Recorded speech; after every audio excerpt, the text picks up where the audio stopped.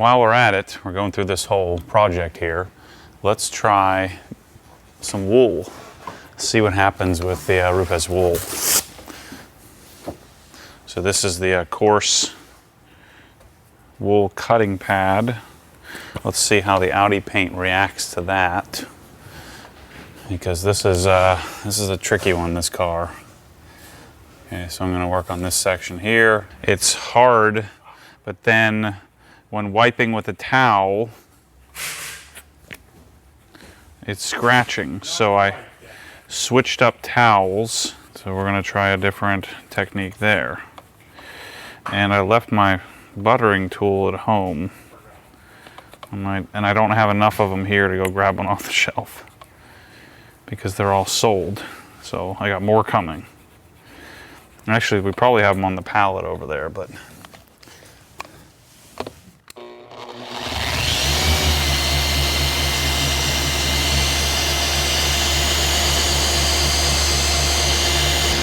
I'm gonna nano that.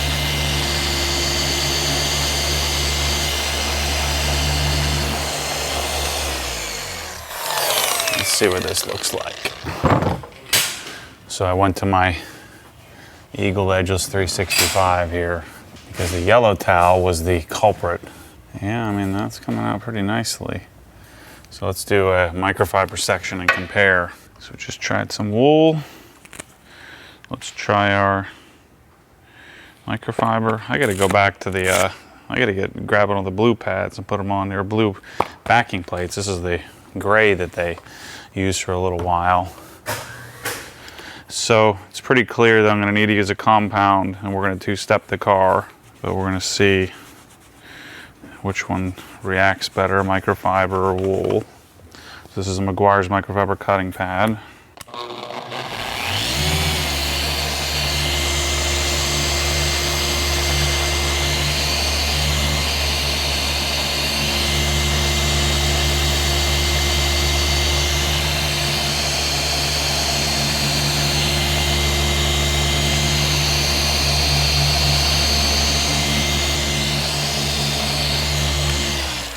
So the wool is a little grabbier, at least it is on this paint with the with the Jescar.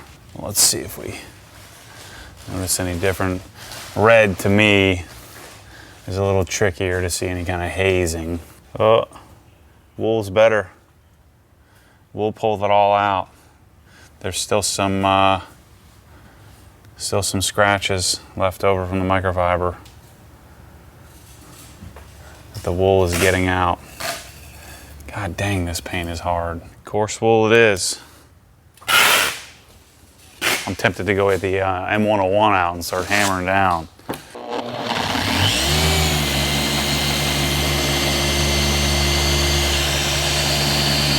See, I don't like these towels for polish removal, but on this paint, that's what I need. I need this plusher, softer towel.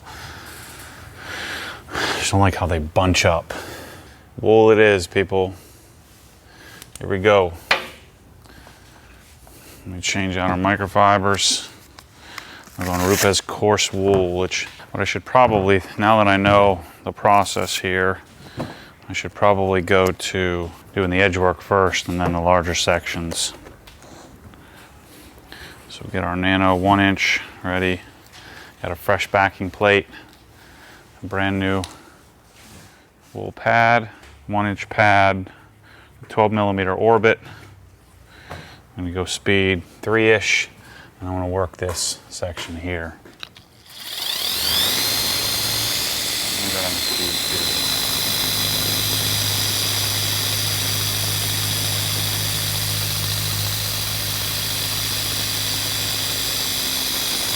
Be careful with the peaks of this. It's a pretty aggressive angle.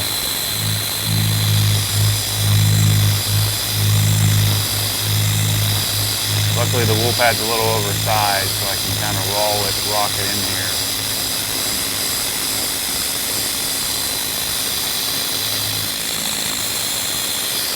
Scratch right there. Smaller pad, more aggressive.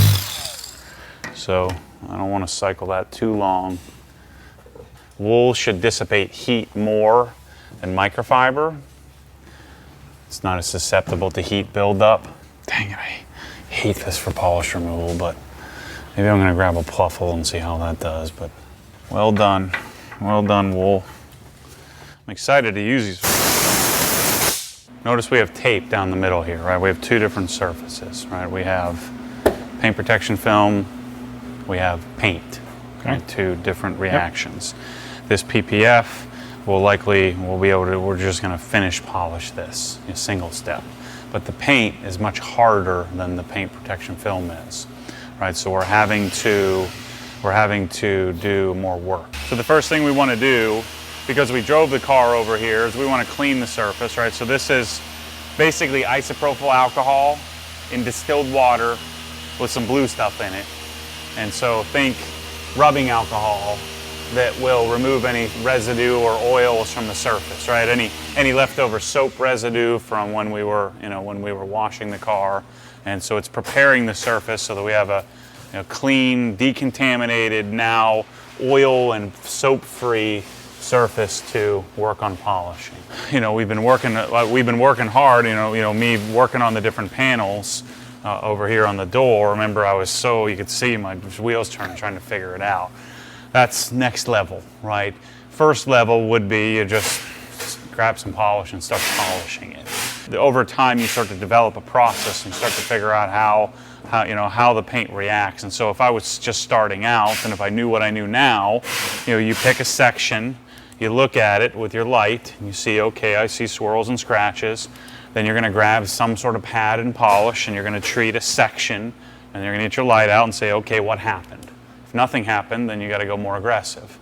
So generally, what you're gonna wanna do is you're gonna wanna start least aggressive and work your way up, like what I was doing. I started with a yellow foam pad, and then I eventually went to a microfiber pad, and then I tried a wool pad. It turned out the wool pad was much better, right? The end result was better. So now that we know what we're gonna use, we're gonna skip all of that and just skip to, now we need to learn how to use the machine, right? So one of the beauties of the machines that we're using is that they work in a random orbit. Right, so the machine, the polisher, doesn't just sit and spin. It spins and it rotates on axis, right? So you have a true random orbit. So I could sit here, and the advantage of doing, like if I used a rotary or a direct drive, I would eventually spin right through the paint, right? I'd burn the paint.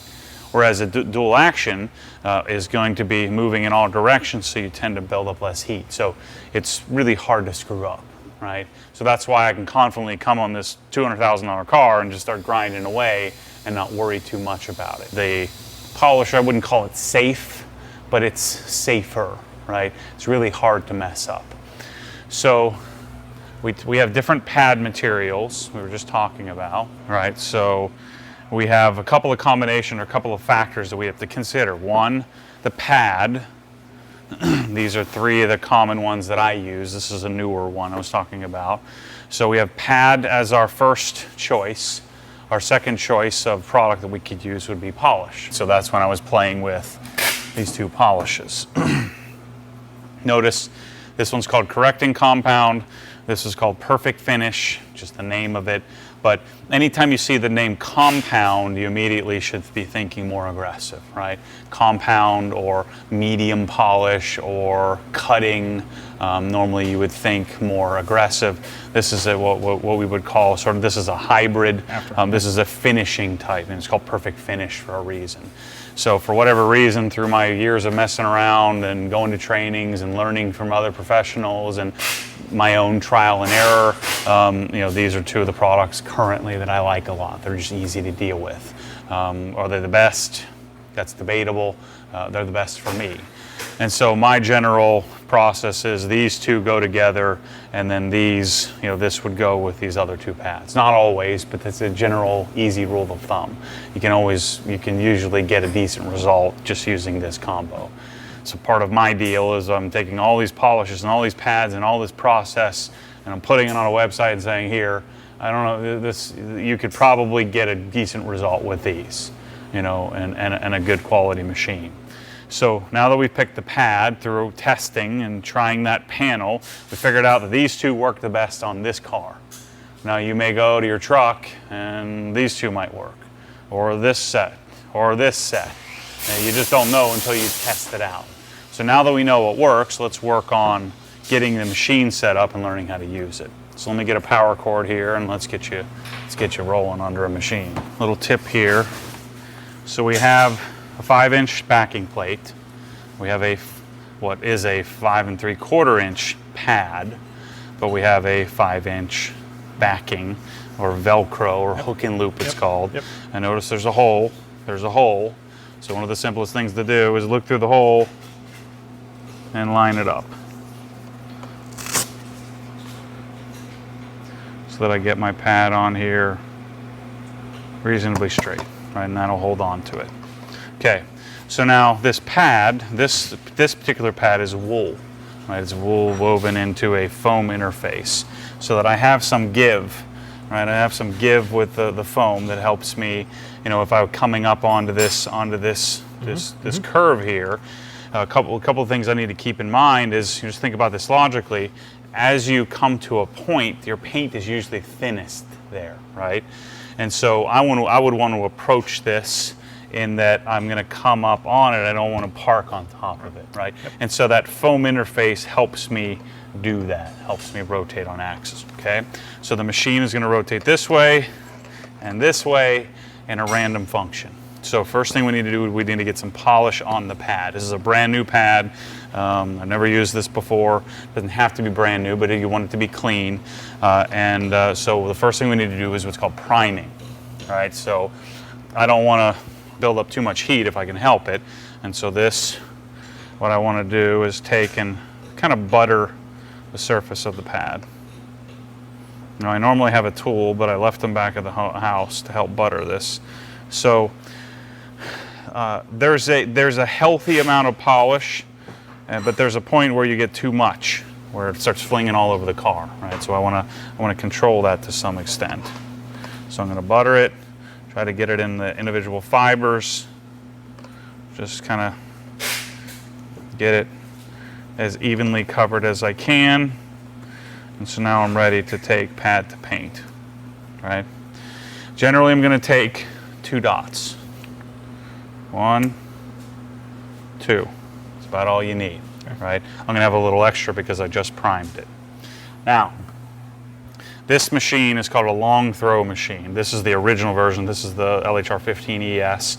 This is a 15 millimeter orbit. It's the size of the orbit. The old polisher machines, they had a much smaller orbit. They were generally 6, or most of them were 8 millimeters. So this machine here, you're going right to the sort of the ultimate right off the bat. And what that helps us do, it helps us correct, helps us do more work more quickly. So when I'm spreading, I'm generally going to do something like this, just to kind of get the polish so that I'm not flinging. I'm going to start out at, say, 1 or 2, and I'm going to take the power cord, because I don't want it dragging on the surface of the paint. I'm going to bring it over my shoulder like this, right?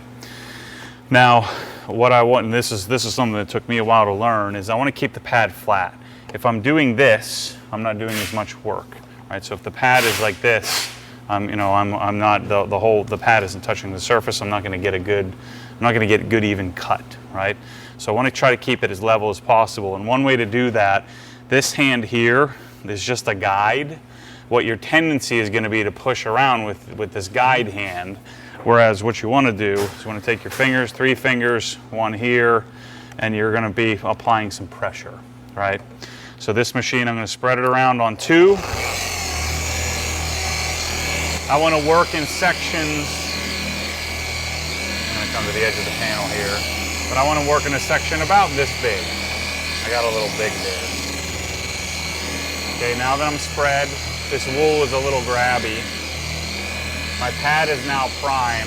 Now I'm going to speed it up to speed 4.5. And then notice this hand, I don't even need this hand. This hand is just a guide. I'm applying about 20 pounds of pressure. And I'm going to move a nice, even, slow movement. Nice and controlled. I want to be careful with this here. So I'm going to avoid that for now. I'll come back and address that in a minute. So that's 1 pass right there, okay? I'm going to go in the opposite direction. Notice my arm speed. I'm not doing this. I'm just keeping it nice and steady, nice slow movement. That's 2.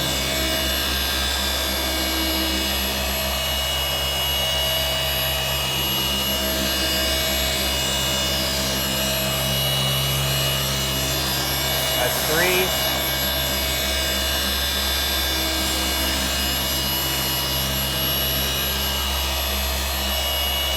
And that's 4.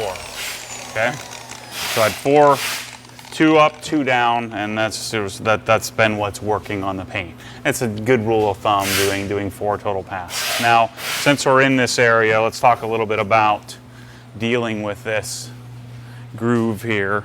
This curve is going to require me to rotate the machine as I come up, right? So I'm going to come up and rotate into it, rocking the machine back and forth. I don't want to park it here, right? I just want to rotate up into it so I can get that crevice. And then I can come back, do this.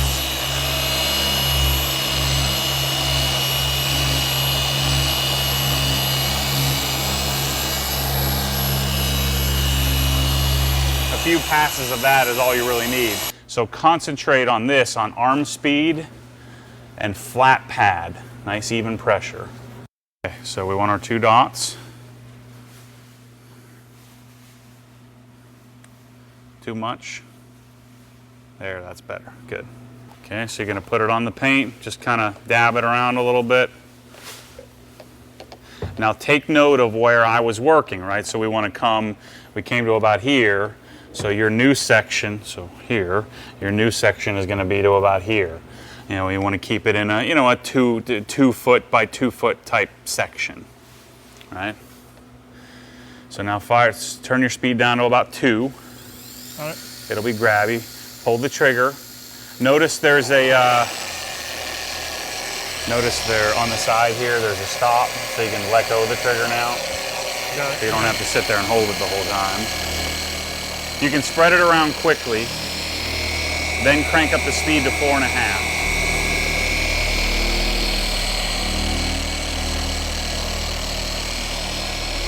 Okay, crank it up. 4.5.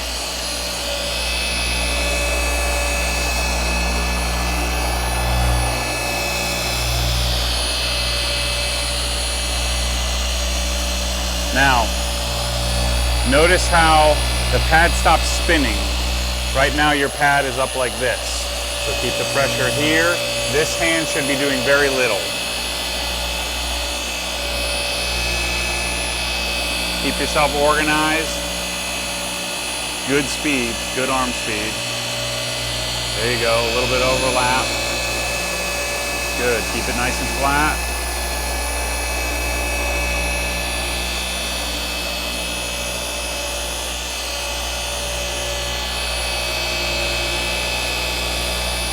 How did I know you were going to do it opposite of the way I taught you? He's making a square, which is fine, Well, obviously you don't lift it up either. I'm learning. You're doing great. Most people can't do this right off the bat. So you're coming off you're losing some flatness. You can always tell, because see how my line is not moving? You want to watch that line and make sure it's spinning.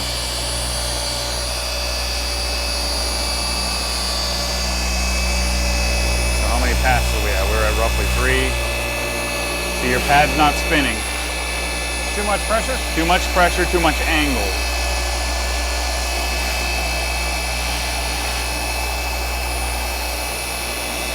One last pass. Good.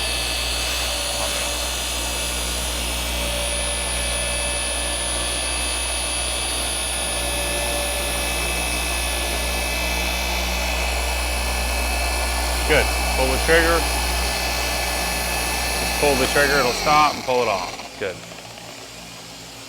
Good. Couple of things. See, it's not exactly rocket science here to do this. No, but I'm still nervous.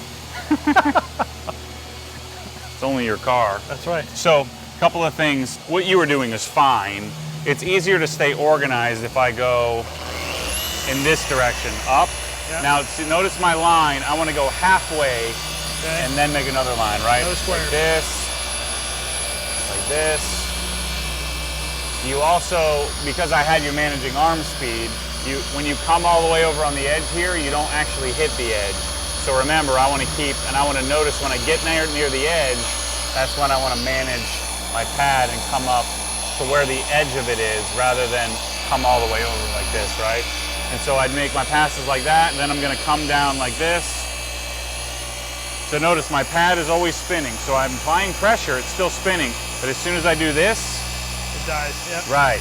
When you come off axis, that's how you know you're doing wrong. So let go of this hand if you have to. So again, to notice my line right here, I want to go halfway. This. This. Like that. All right, let's do the next section. So you're going to go blow it out. The reason why we blow out the pad is we were just polishing, we're removing paint, right? So there's abrasives in this polish. The way that this polish works, it starts out really aggressive, and as you make successive passes, it starts to break down. So think big pebble, little pebble, tiny pebble, right. Minuscule pebble, because what you're doing is you're rolling those around on the surface and it's abrading and it's removing some paint. So the reason why this finishes out so nicely and looks so clean is because this is a diminishing polish. Sometimes diminishing is good, sometimes it's not. In this case, it's working really well, so we're going to continue it. But now we have little pieces of paint in the pad. And so the purpose of blowing it out is to blow out that residue. We'll get to a point where the pad has too much residue, so we're swapping pads every 2 panels or so, because it will get to the point where it won't blow out anymore, and you just have to swap out the pad. You got to use the 3-inch a little bit, man. That thing changed your life. Good. Not rocket science there.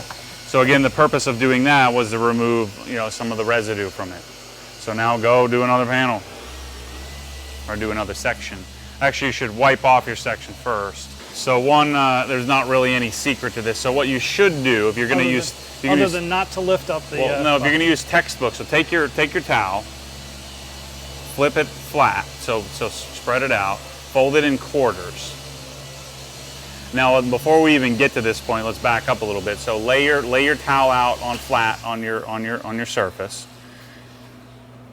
All right. Now take your hands, start from the middle, and just make sure you don't have any junk in it, right? So now we've been using these towels, we know they're good, but one good practice to get into is to make sure that you don't have anything like a sand spur or something stuck in the towel. So you flip it, check each side, and then you'll know, okay, look, I just spent all this time polishing the paint, I don't want to end up scratching it, right? It's just a good practice to have. I mean, you don't have to obsess over it, but you just check it. Now fold it in quarters, and then again, this is good practice, and yep, hold it just like so and do your thing. Now, I'm sure people are yelling at me on camera because I very rarely do that. I normally just grab the thing and start swiping, but this is the textbook way to use a towel. And if you keep it organized, you'll know which side is dirty and you'll flip it, regularly. Towels are kind of like pads where you'll use it for a little while and then you swap it out. But man, it looks amazing. Absolutely amazing. Good. Pad looks great. Nice and flat. Keep it rotating. Awesome.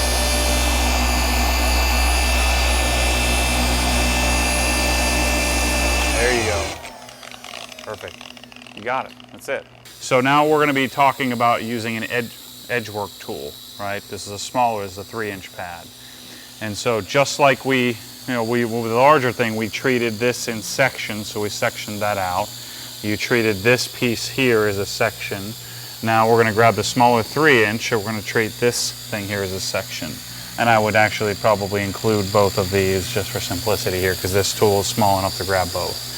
So take a couple of little squirts of polish, just like normal. Now this tool has a variable trigger, right? Because it's an air tool. Now this has a 15mm orbit, so it is the same orbit as that bigger machine, but in a 3-inch pad. The smaller the pad, the more aggressive. Now this pad doesn't, or this tool doesn't have as much torque as the other, so if you lean into it, it'll stall out. All right, so spread it, just so you don't fling it everywhere, spread it around a little bit in your section there. So again, you're going to treat, because you have a smaller tool, you're going to treat a smaller section. So I would go from here to here, right? Now this spins at a much higher RPM. And the way you do it is, you see the little safety. Yeah, so don't mess, the orange is set, so the orange should be good. Okay. Now you don't want to turn it on until you put it pad to paint, because otherwise you're going to fling it everywhere. So pad to paint, just like before. Are you left-handed? Yes. You are left-handed? Yep. Okay, so your right hand is on the machine. Correct. You're going to push the switch forward, this forward, yep, and then pull down. Feel how smooth that sucker is. It's amazing.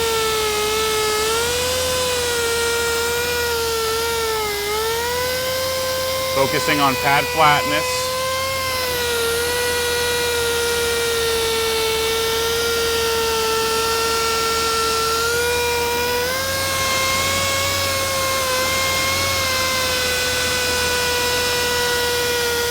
Because this is moving a lot faster, you know, it's okay to move a little bit faster, right?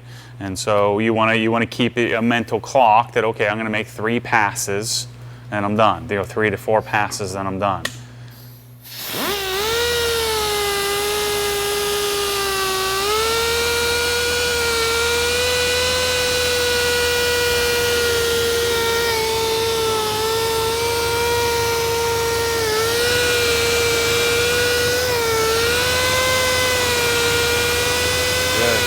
Perfect. You're a pro.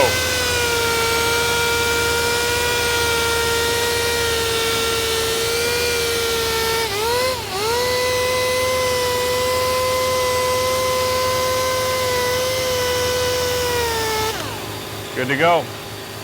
Piece of cake. Isn't that pneumatic's awesome, man? Much more smooth. Definitely. Yeah. Now you can see why I always claim that tool. The problem is you need a monster compressor like that in order to run this thing. It draws a lot of air. It's an air pig.